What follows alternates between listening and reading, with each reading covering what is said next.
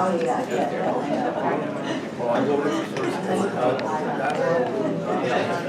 prefer.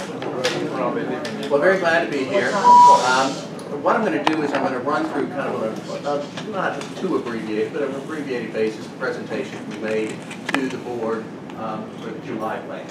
And just for those that may not remember, we put out several plans during the year. July plan is the first plan that we present that shows what our projected budget is for the following year.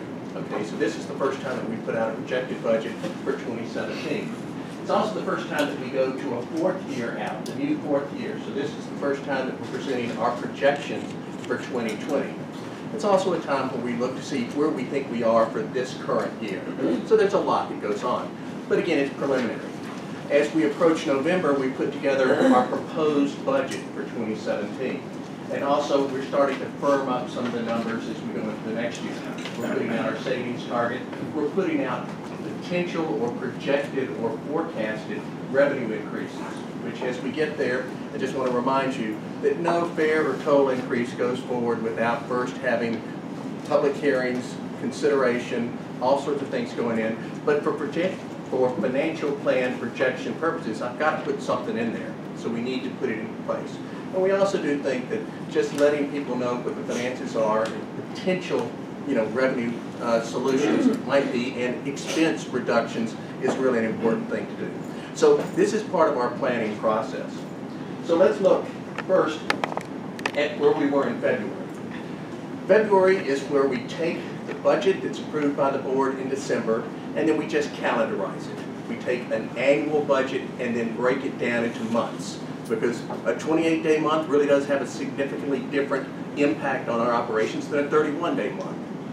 So in February, we were projecting that in 2016, we would have a $121 million cash balance at the end of the year. Now we call it a cash balance because we maintain our books and records according to GAAP. That's the way we're supposed to do it. That's the way the accountants want it done. But by statute, we maintain our books and records on a cash basis. Meaning, if we have a cash balance at year end, our revenues were greater than our expenses, we can roll that forward into the next year to offset expenses in that year. So basically, we have to be self-sustaining on a cash basis by statute.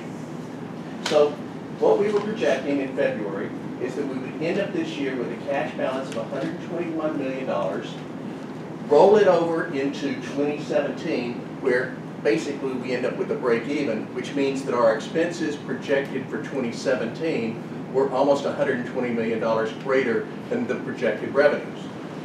That small little cash balance in 2017 is projected to roll over into 2018 at that time. Again, basically a break-even situation. But the projection in 2019 was a $257 million deficit. Okay? So that was what we were projecting in February. Now, just a quick question. Does that projected deficit for 2019 take into account the every other year fare? Yes. It does? Yes. Okay. Yes. Because that was in our February plan. So the February plan, that's a good point, because that leads right into what we were saying. In the February plan, here's the assumptions that we were making. Okay? First, we were assuming that there continues to be a biennial fare and toll revenue increase of about 4% in 2017 and in 2019, roughly 2% a year. So that was built into that projection. I'm sorry to interrupt you. Is that 4% increase or 4% yield? That's a revenue yield. Yield. That's right. At this time, as you know, when we determine what a fare or toll increase needs to be, it depends on what type of medium. If it's a monthly pass, if it's a weekly pass, if it's a single ride pass. At this time, that's something that's going to be subject to public input and board determination. So all we can do right now is just say, assuming the revenues go up by 4%. And so that's what this does. Just across the board, revenues go up by 4%. It could be a mix of combination of anything, but right now, revenues go up roughly 2% a year or 4% in 17 and 19. Importantly, we continue to increase the amount of annually recurring cost savings that we're putting in place. Back in 2010, when we were suffering from the great revenue drop-off in 2009, and again, for those who may not remember, real estate revenues in 2007 were $1.7 billion a year. That's what they had built up to that. By 2009, real estate revenues had dropped to $387 million. In 2 years, we lost about $1.3 billion of what was annually recurring revenues. So we had to start cutting costs dramatically. We had increases, fare increases, new taxes, but we started cutting costs on an annual basis. So right now, we think we'll hit this year $1.6 billion of annually recurring costs. That means if you took our budget in the end of this year, compared to what the budget was projected to be, in 2010, our expenses are $1.6 billion lower. We've cut that much off, and it's recurring costs, so it should be every year we should be saving that. Well, it's projected to be $1.8 billion by 2019 in this plan. We also said we want to start putting money aside for what we call pay-as-you-go funding. I mean, as you all know, our capital program's large. We don't have enough money usually to support our capital program. We're trying to minimize the amount of debt we sell. So if we have extra revenues that are there, we'll treat it as a one-shot, and we use it to pay expenses or pay capital costs so that we don't have to borrow. Well, in that financial plan, we identified pay-as-you-go capital. That's basically savings from our fundings that we've done, interest rate savings that we've done from debt of about $125 million a year. We had $75 million of a one-shot, an unexpected revenue that came in of $75 million. The total of those things that we bonded against it gave us the ability to add $2.4 billion into the capital program that was yet unapproved at that time. We also built into the February plan service quality, and service support investments of $278 million through 2019. Maintenance and operations additional investments of $434 million through 2019. Information technology, $184 million through 2019. An enterprise asset management program. It's a way of trying to reduce your whole life cost of assets by figuring out, is it better to replace this asset today or to let this asset go on for another year or 2 years and do maintenance? But what can you do to try to reduce the whole life cost and therefore over a life cycle reduce the cost of maintaining assets? So an investment there. We also, we have a general reserve. Every year we take 1% of our budget and we set it aside to cover revenue shortfalls, to cover expenses that come in higher than we thought they were going to come in, any kind of unexpected thing. When Sandy hit, this 1% was enough money that we didn't have to go out and borrow to kind of keep operating in a shortfall. Well, what the board has decided to do is each year, if that 1% isn't used, we're going to try to apply it to something that reduces long-term liabilities. We'll either put it into an unfunded pension plan to try to get that up so that the future costs aren't as great. We're going to use it for pay-as-you-go capital so we don't have to borrow money. Or we can do it for the health care costs for retirees, which is a huge unfunded liability. It's about $14 billion of an unfunded liability. So we took half of that and put it into the Long Island Railroad's additional pension plan. It was a pension plan that it's closed off, no new employees are coming in, but we still have a liability for it. And the liability, it was only 3 years ago, only about 25% funded. We've now, by putting extra money in, we've got it up to about 55% funded, and we're reducing the cost overall. What is that?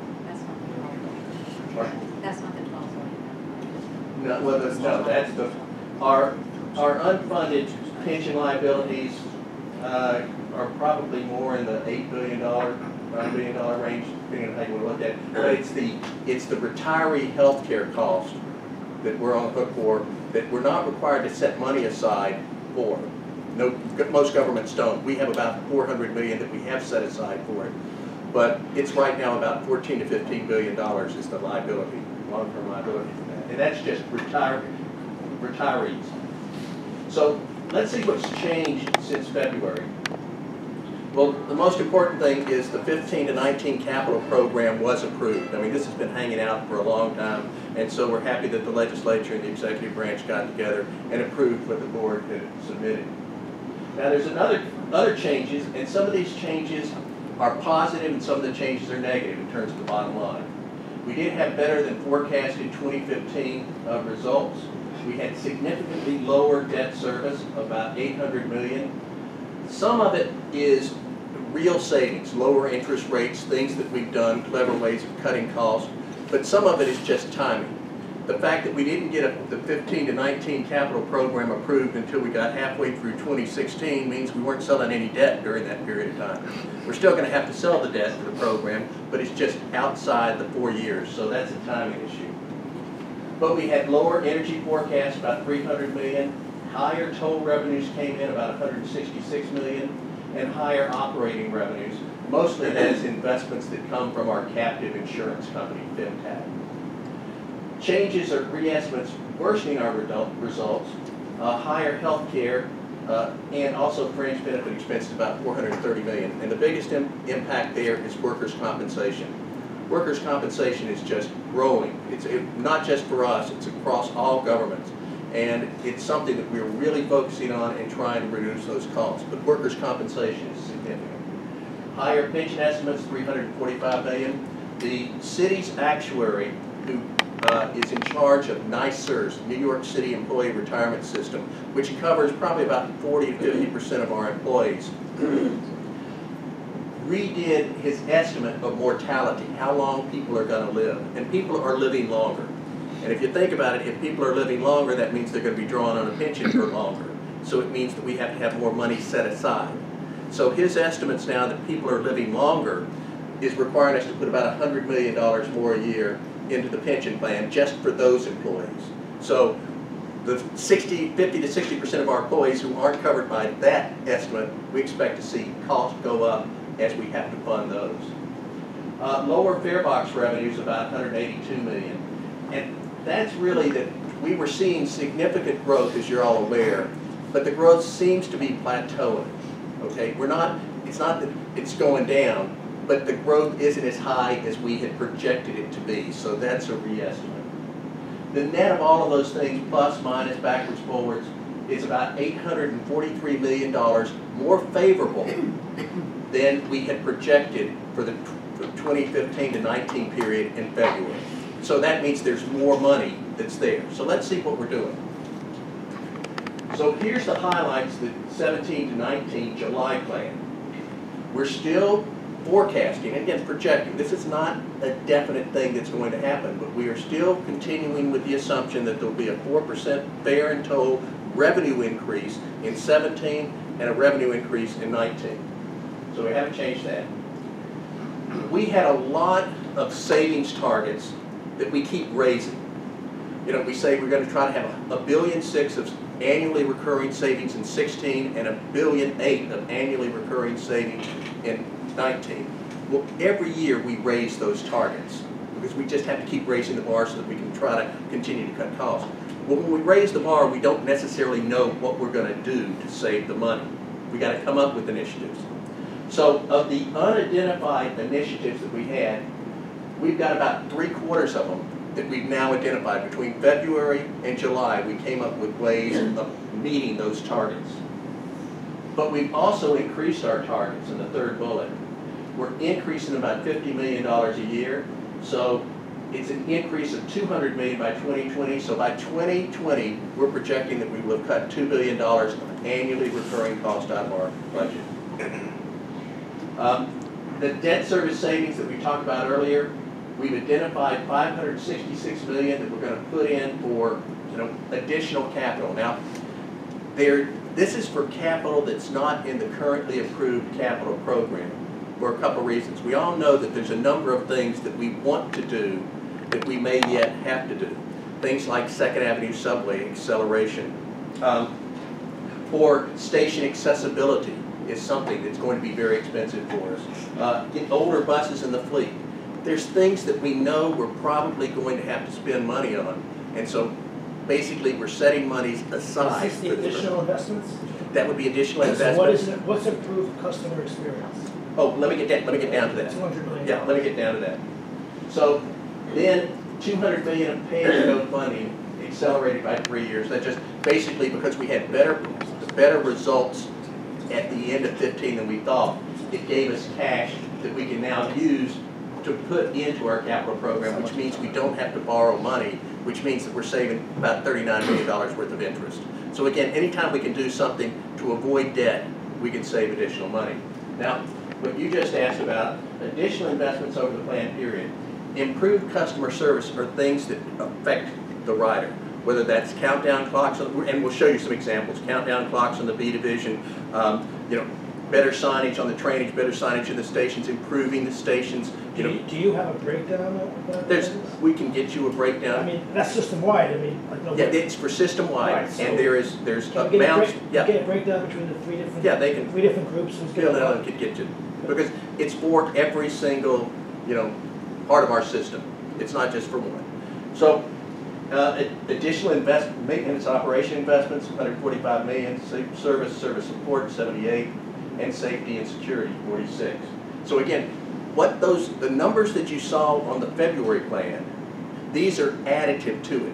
So this is additional monies that are going into those categories from what you saw.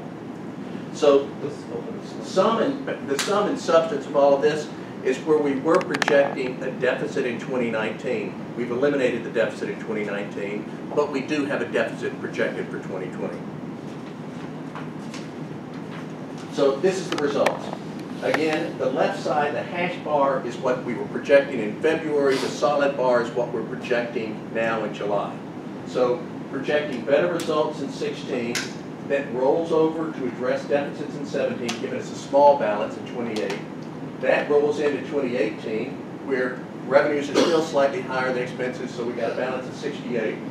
It rolls over into 19, we address the deficit there, but now we still have a deficit in 2020 projected of 371 million. So let me just hit some of the highlights on those categories of investment that you've identified. And there's detail backing this up by, by agency that, can be provided to you. There's $195 million over the plan period, that is between 15 to 20, that is going to support either directly in terms of capital expenditures or indirectly to support the ongoing operations and maintenance of things that are in the capital program for the customer experience. We have, in New York City, 31 stations are being enhanced, installation, maintenance of real-time information and USB ports on 600 existing subway cars and buses, maintenance of B division countdown clocks. Countdown clocks are all supposed to be in by the end of 2018. So on the lettered lines, you'll have them there. Automated passenger counters on buses, ushers to support customers during the construction of Farley Moynihan Station. There's also operating support for projects, Wi-Fi and all the underground stations. This should be done by 2016, and all MTA buses. Upgrading Metro North retail facilities in Grand Central, where there's a zero emission initiative pilot that will lease 10 all-electric buses. We're starting a 2-week intensive cleaning program just as an experiment for all stations throughout the entire system. And in Metro North and MTA Police Department, expansion of the homeless outreach in the outlying stations. This just shows you some of the $145 million in investments in maintenance and operations, fleet overhaul, shop plans, fleet maintenance, structural and track maintenance. You can see what we're doing there, and then safety issues. Go to the next chart. Can I just ask something about that chart? So there's no mention of the R211 car order on that chart. Is that not going to happen before 2020? This is operations. This is the maintenance and operations support, not the capital purchase. Right. Yeah. So you don't expect any cars on that? Or if so, it's not a significant investment that had changed from. Remember, these are all what's changed from the February plan. So if we knew we were going to have car purchase and car delivery, the maintenance of that would have already been built into a February plan or earlier. These are changes to what we've already done. So all of them are incremental. Yeah, if you go back, well, I'll just ask you, a couple of slides back, you talked about additional capital investments, and you mentioned, I didn't see it on there, but the accelerated Second Avenue subway. By that, do you mean phase 2, or do you mean being able to reach the completion by the end of this year? What we're talking about there, the completion by the end of the year, that's already funded. That is all done in the capital side. What we're talking. We wrote about additional capital. Yeah, but that's phase 2. That's going north to 125th Yes, Street. yeah, I know. Yeah. And then subsequently we'll go inside. What we're doing there is we have X amount of money that's in the approved 15 to 19 capital program. Yeah. We believe there, and we made a promise to the legislature that we will consider accelerating that and start to do more work on that sooner, because most of that work really was to start after the capital program. Now, the reason I say they're potential things, my job is to kind of help identify money that should be available for capital. And kind of our philosophy has always been, if we save money on capital, meaning we save money on debt service, we're so capital constrained, we want to earmark that money for capital. If we can save money on the operating basis, we'd like to earmark that for operation. But that's what we're trying to do. The board will have to approve any expenditures of that money. And then it'll have to go into a capital program review board approval. So that's why I'm just saying, these are examples of things that the money could be used for. What the board chooses to spend it on, I don't know. But you used the word accelerated as part of, about phase 2. Yeah. Nothing having to do with phase 1 at all. No. Phase 1 should be completed. We're saying it's going to be completed by our date at the end of this year. Yeah. And if it slips, Oh, I'm not saying it will. But my understanding is that there was going to be additional money put in to make sure that we reach the completion. we have that is already in the capital program. What I'm talking about is things that aren't in the capital program, but the money, the first phase is fully funded. So this additional money, if the board chooses to use it for Second Avenue, and they could put a portion to it, they could put a portion to something else, they could put all of something else, that would be toward phase 2. Moving phase 2 faster. We're still not going to finish phase 2 in the next capital program. No, we know that. But that's what we're doing. Phase 1 is fully funded in this capital program. So In prior capital. Just so the customer experience in this, so these are your recommendations to the board here? No, these are things that the board, that the agencies have put forth and that the board has approved. Right. Additional And- ones. yeah. The additional. Well, these things that you're seeing right The now, one before, customer experience and this, they're different? those are things that the board has, that the agencies have all put forward. And again, they are the operating side. It's not the capital cost for the most part. It's the operating impact. Because look, if we improve the stations, we're going to have to maintain the station. I mean, we're not going to put significant money in making the stations look nicer if we can't maintain them. So we're going to have to put more money into I it. just want to be on the record there. I wanted to really make sure your system. We'd like to get really more details on the customer experience. Yeah, I'm sure Because I saw nothing on Long Railroad there. Not one thing for Long Railroad. Well, there's other things going on, but you are getting Customer stations. experience. I give a customer Yeah, experience. no, but you're getting your station. There will be stations. I think they're supposed to be in all. But you know, the staff can provide you with all the information. They just have to come to us and look at it. Let me just interrupt. Yeah. All right, service supporting over plan.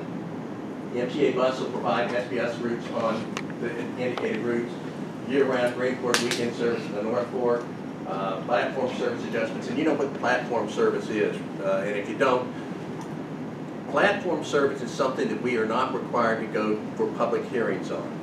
We have certain guidelines and performance things that if the agencies see that, you know, the number of standees exceed this, or the plays, or there's just certain triggers that if things happen, they can automatically put service in place, additional service. And so basically when that happens, we just fund it. But that's additional to what has been previously, so that's taking place. And then there's safety and security initiatives, and basically safety and security is, you know, when these requests come in, I mean, we vet everything, but I mean, safety and security is never going to be, we're not going to sacrifice anything for safety and security. The first is an issue, don't block the grade crossing initiatives, which for all of our railroads, we're trying to do whatever we can to make sure that we're protecting those crossings to avoid, you know, any additional unfortunate tragedies. You can just see some of the areas there. Let's go to the next slide. I don't want to use you up. I said that we keep raising the bar in terms of the savings that we're trying to achieve. The height of those bars show you by the yellow, both the shaded yellow and the solid yellow. Those were the unidentified incremental targets that we had in February. We said, okay, we don't know where the savings are going to come from, but we have to save more money. So we said in February, we have to save an additional $113 million this year. We didn't know where it was going to come from. We said in 2017, we wanted to save 83 and 31, so we were going to save an additional 120, whatever, $117 million more. Well, the hash bars show initiatives that we've already identified and either have put in place or will put in place where we know we can save that money. The solid piece of the yellow are things that we still have to come up with ideas or come up with ways of hitting. But you can see that since February, we have seen a significant number of initiatives identified and put in place to start saving those monies to achieve our targets. It's about almost $500 million that we've identified during that period. And the unidentified is about 257, so we have our challenge in front of us. But I said every time we do a financial plan, we have to raise the bar. But we can't, we feel very strongly, kind of at staff, we can't come and show projections of fare and toll increases. We can't come to our funding partners and say we need more money, on subsidies or this, that, if we're not showing people that we are really trying to cut cost out of our budget, while at the same time provide service. So as I mentioned in the July plan, we increased our savings targets once again. So that's the blue up there. 50 million more in 17, or 50 million on top of that, so 100, another 50 million on top, 150, and another 50 on top. So by the time we are projecting 2020, we raised the bar by another $200 million that we have to hit. Now, what are some of the things that we've done between February? Well, information technologies, we've consolidated all the IT from all the agencies into headquarters, and we continue to try to squeeze money out. There's headcount reduction through attrition, and there's consultant reductions that we're doing. We've consolidated most of our procurement, or some of the major kind of procurement into headquarters, and we're seeing savings there.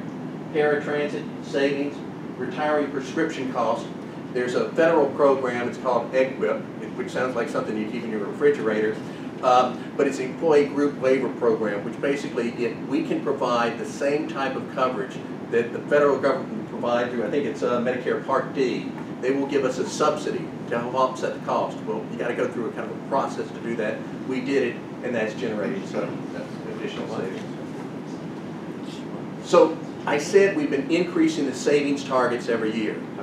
So what this shows is from 2010, again, the year when we saw basically loss of $1.4 billion revenues for real estate, when we know we really had to start doing cuts, we set a target of cutting $400 million a year of annually recurring costs that year. $400 million. And then we said we got to keep raising the bar. So by the next year, 2011, it was about $700 million. And then you can see in each of the plans, the November 2012 plan, 15 November plan in July, we keep raising that bar. The solid lines show what we've hit. And we've exceeded our goals every time. The dotted lines are where we still have to go.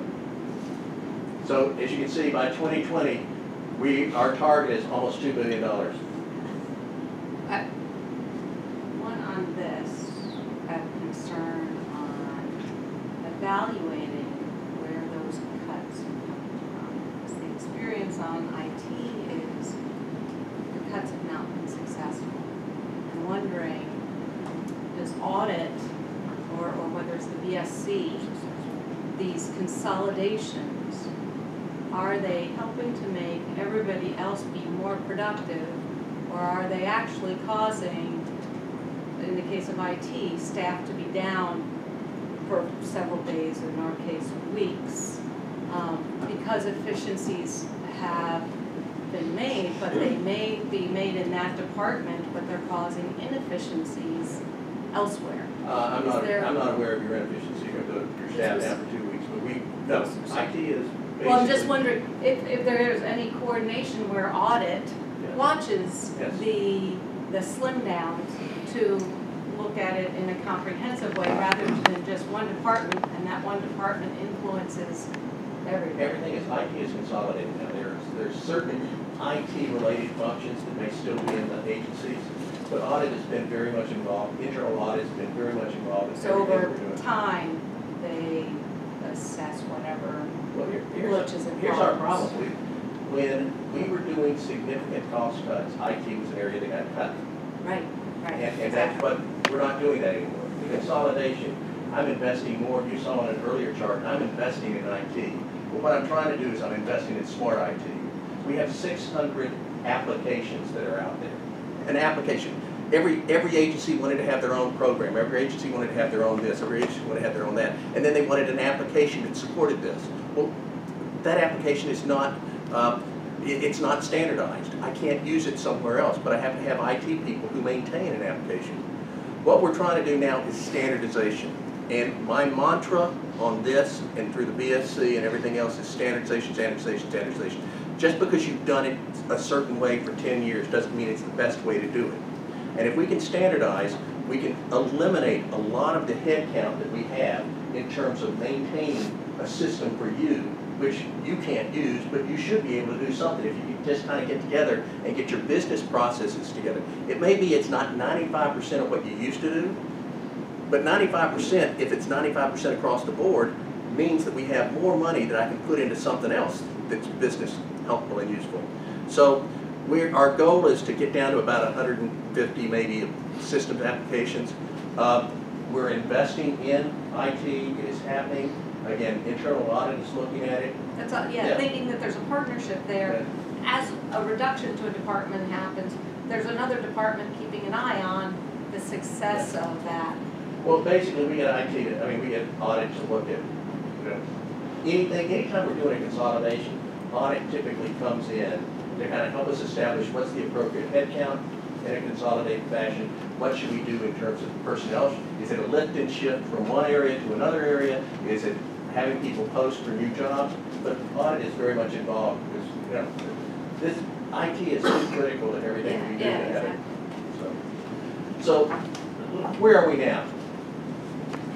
Even with all the investments that we've talked about making and money being set aside, here's where we are. We saw it, you saw it earlier, $200 million proposed for 16, rolls to 17, goes to 18. We have that $371 million deficit, which, we're always going to have out-year deficits, but we've always been able to address them.